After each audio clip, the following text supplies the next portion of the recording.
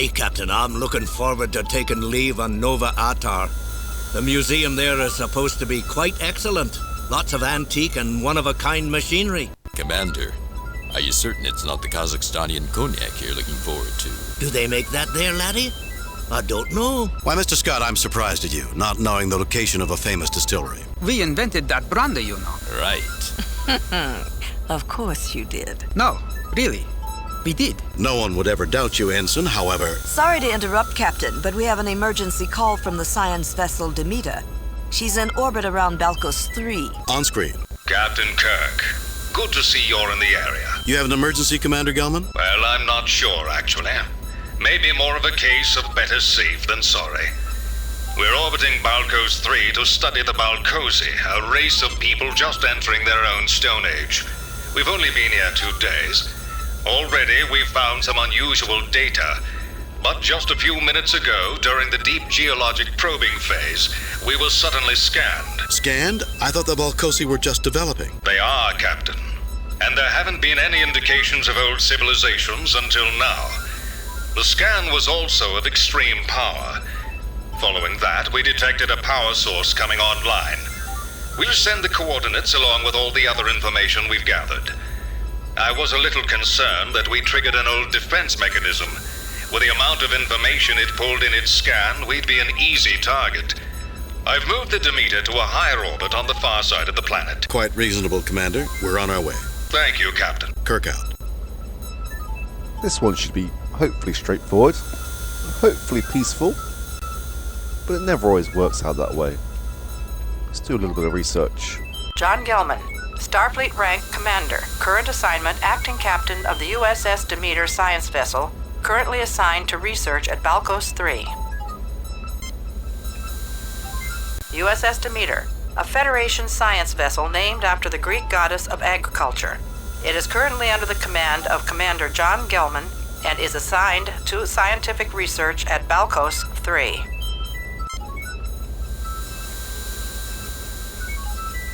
Balkos 3, a planet inhabited by a humanoid race just entering the Stone Age. The Federation science vessel Demeter is currently conducting studies of the planet. Balkosi, a humanoid race just entering the Stone Age level of development. The Balkosi inhabit the planet Balkos 3. Preliminary studies suggest that this race is relatively new to the planet and should not have reached this level of development in this short amount of time. Further studies are currently being conducted to explain this situation. Not a lot of information. I advise referring to the star map and setting a course for Balkos 3, Captain. Yeah, that's the only way we're gonna find out anything.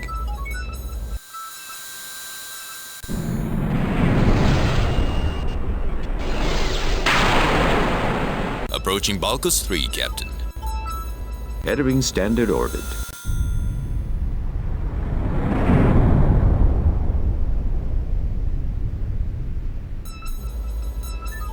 I have the coordinates for the power source the Demeter detected. No communications from the planet, sir. Commander Gelman wishes us good luck. That's nice of him.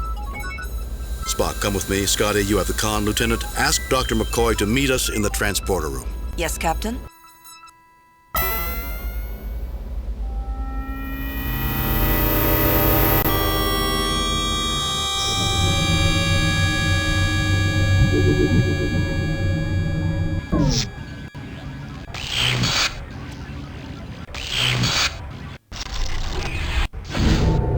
What the devil was that? An attack? While I cannot guarantee a lack of physical change, Doctor, we seem to be unharmed. I therefore conclude we have been scanned. Captain, are you all right? Sensors detected a burst of power followed by some sort of powerful transmission. According to Spock, we're in perfect health, Scotty. According to Spock? Never mind, Mr. Scott. Can you track the transmission to its destination? I'll give it a try, Captain, but it's like nothing I've ever seen before. It never is, Mr. Scott. It never is. Kirk out. I guess you were right, Spock. Here I thought we were dead for a second. Doctor, that would have made conversation quite difficult. I was making a joke, Spock. Were you, Doctor? Gentlemen, I believe we have some business at hand. Dr. McCoy actually enjoys being part of an adventure. It gives him something to complain about. The intuitive Captain James T. Kirk looking forward to another adventure. Mr. Spock, a man of logic untainted by emotion. An impressive-looking machine of alien manufacture. A large machine with lights cycling on its front side. A relatively small machine full of electronics with a glass port on the front. While alien in design, fairly obviously the control panel to the door. While this is obviously an alien structure, you're fairly certain this is a door. Fair enough. A small stone, 8-pointed star suspended from the ceiling. A series of readout displays. This place looks like Spock's dream world, doesn't it, Jim? In what way, Bones? No decorations, no life, nothing but machinery. Not even a picture of his mother on the wall. A picture of my mother here would be most surprising. However, if you are suggesting that construction was performed in an efficient manner, I would agree with your most logical conclusion. Remind me to check my blood for green tinges when we get back to the ship, Jim. I have to say that the conversations in this game compared to the 25th anniversary seem to flow a little bit better. You know, I've got the feeling this is bigger than it looks, and I don't mean just more space beyond this door. Fascinating, Captain. I've never seen machinery of this type before.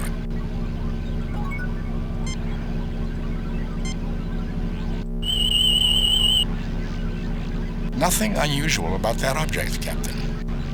Yeah, these force fields, these little lines coming down, they do tend to get in the way. I cannot get an accurate reading, Captain, due to a force field. However, it appears to be a transmitter. It is an unknown piece of equipment inside an energy field. The energy field around this scanning device prevents a detailed examination. We will be returning here. Circuitry controlling the door. Okay.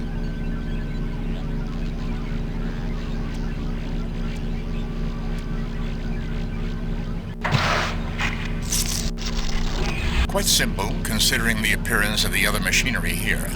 All that was needed was a power interrupt. The doors will only stay closed while power is on. Interesting.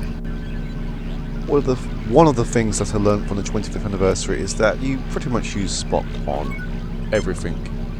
Well, most things.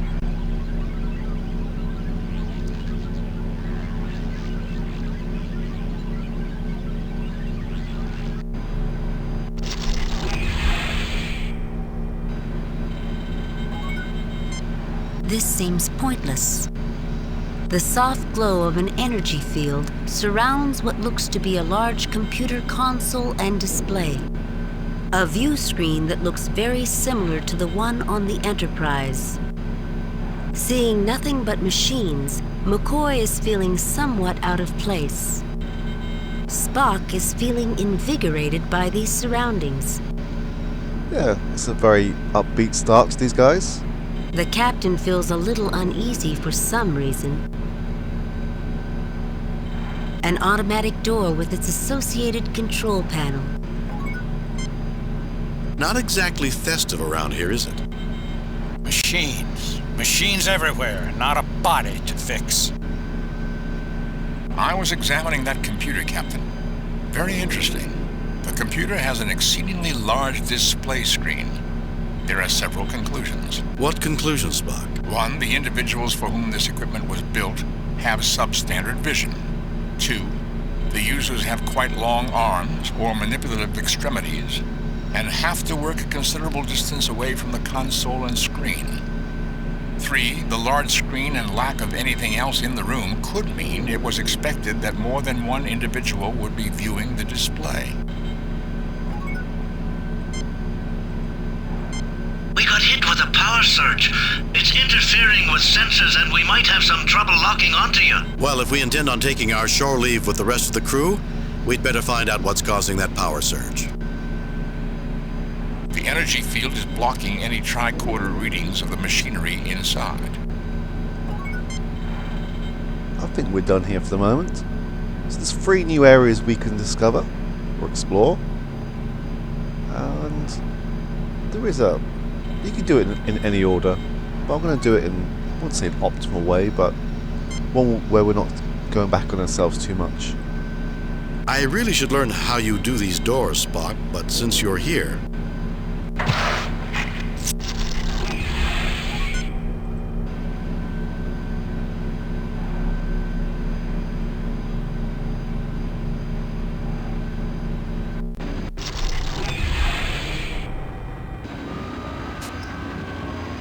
I would prefer that when you head to a new location that they all went in that direction, just to cut down a bit in time. It's only a little minor bugbear, but never mind. More alien machines, please, Spock, since he will be able to add to his already prodigious knowledge base. The captain keeps looking around as if he were being watched.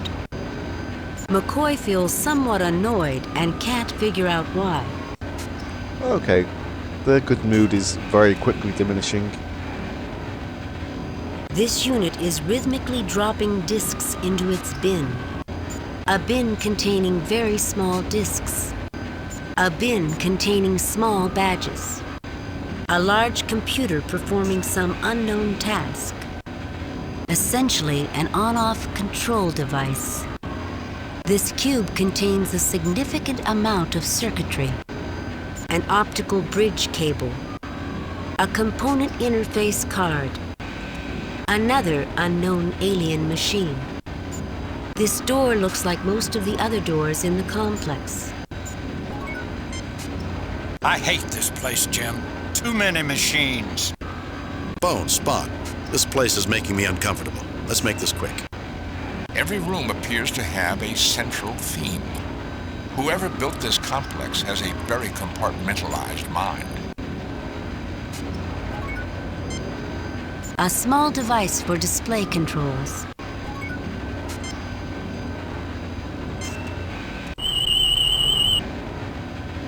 This unit is manufacturing electrochemical energy storage devices in an inert state. In English, Spock? That was English, Captain. I think he means uncharged batteries, Jim.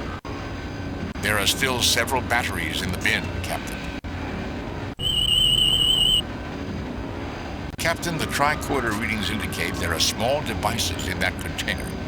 The devices are related in some way to energy fields. It would take a closer examination to be certain. This machine seems to be controlling the manufacturing units. A high-pressure device for joining 2 objects. An optically controlled switch meant to be used by remote operation. It may be useful with other devices in the complex. Readings indicate advanced optical computer circuitry is contained within that box. It may be useful. Optical interface cables. These could be used to connect myriad devices. This is an interface card for a computer display. These are all very conveniently placed here.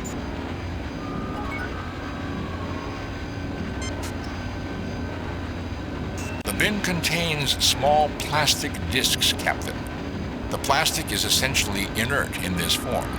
However, if placed under pressure, it will become a superconductor capable of storing significant energy compared to its size. It will break down over time.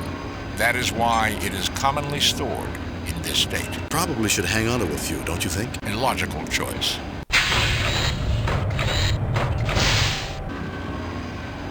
Captain, these items appear to be configured to produce a small energy field of some sort.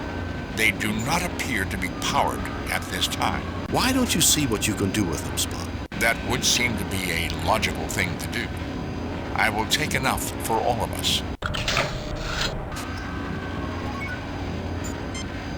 Spock, is that a switch? Yes, a fairly simple switching device, Captain. Spock, any idea what this box is? The cube contains control circuitry. I suggest we keep it. Spock, what do you make of these? This appears to be a set of interface cables. What is that sound when he's picking these things up? Spock, what kind of interface is this? A bridge unit for use between function control and display circuitry, Captain. It could be helpful to have. Sounds like his knees.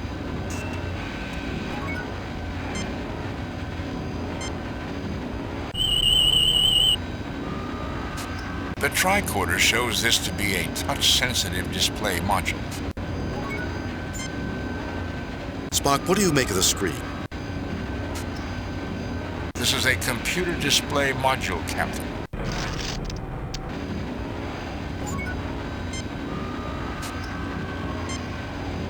This is a very specialized pressure device, Captain. These badges go into this hopper and will be combined under pressure with an item placed in the other hopper. Well, I think it looks like a button maker. Can it make me a badge that says if man was meant to transport, his atoms would already be scattered? Possibly, Doctor.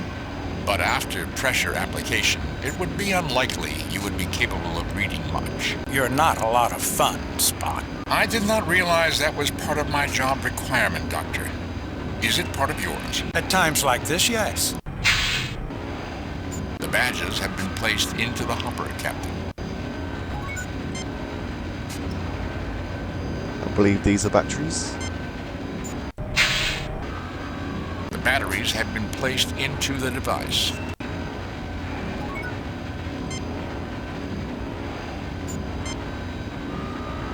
Since we know this is a high-pressure device, it would be logical to either use it or leave it alone. What is that smell? There is a chemical change due to the pressure. That is simply a small amount of outgassing by the plastic, Doctor. Captain, the badges and batteries are now joined. There we go. I believe now we don't have to use Spock on these doors all the time. You know, Jim, what this place really needs is a doorbell and a good butler.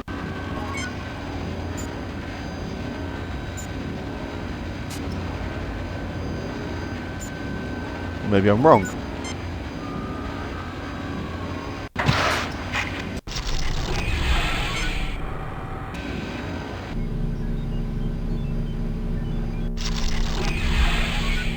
No, that's me being a bit of an idiot. These need powering up first. A pulsing energy field shields this bulky machine. Now this is one of the things that confused me before, because when you look at this, it just says the force field is blocking the machine, but I will get back to this very soon. A recharging station. There we go. There's something about this whole place that troubles the captain. Dr. McCoy feels quite out of place here. Spock ponders the design of the machines. A three-dimensional version of the X's from the floor hang from the ceiling. A series of expanding X's laying one atop the other is etched into the floor.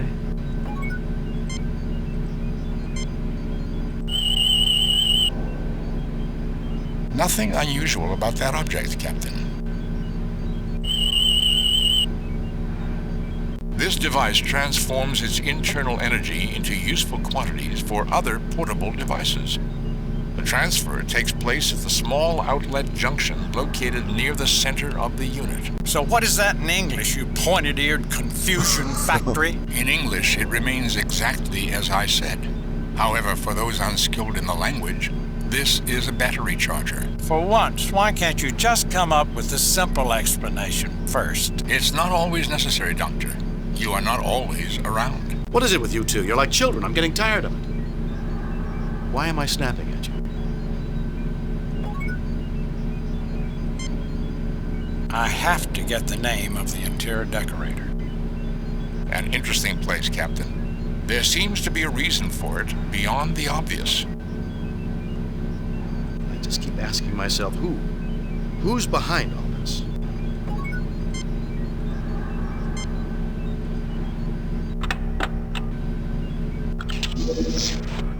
The badges change color. I believe the units are now fully operational. Hopefully these badges will help us with some of these force fields. We should each keep one of them with us while we're here. There we go.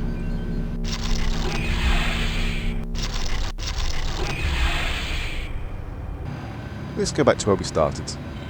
We can eliminate these rooms one by one.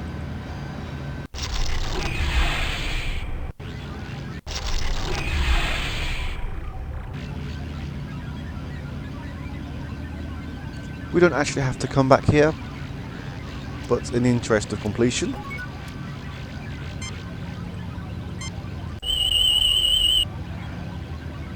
It is a powerful transmitter, unlike anything in Starfleet records.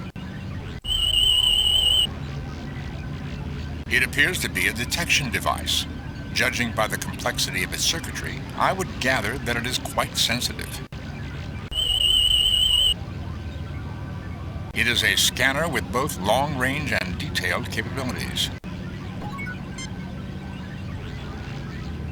I am fairly certain it is a transmitter of some type, Captain.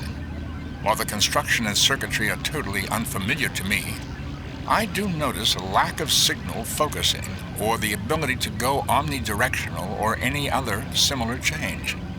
However, the system is slaved to track to a general sector of the galaxy. Information is passed following a random signal pattern with the lead pulse carrying the coding keys. English, Spock, please. That was English, Captain. To rephrase, the signal is permanently directed to one area of the galaxy, an area I believe the Federation has yet to explore. The signal beam is not tight enough to fix an exact planet or even a specific system. These settings cannot be changed. Then this is a sort of monitoring system only? Quite possibly. Furthermore, the signal frequency is 0.00052 angstroms, and the transmissions are coded. Captain, unless someone was looking for this signal in particular, chances are it would be dismissed as background radiation, cosmic rays. You learned all that by just playing with the console on a machine you've never seen before? I am the science officer, Doctor, and a Vulcan.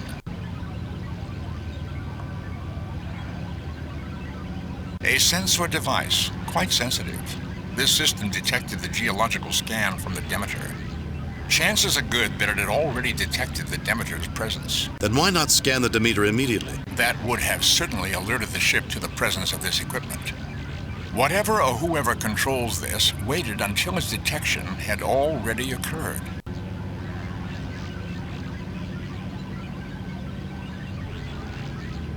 As I assumed earlier, this is a scanning device.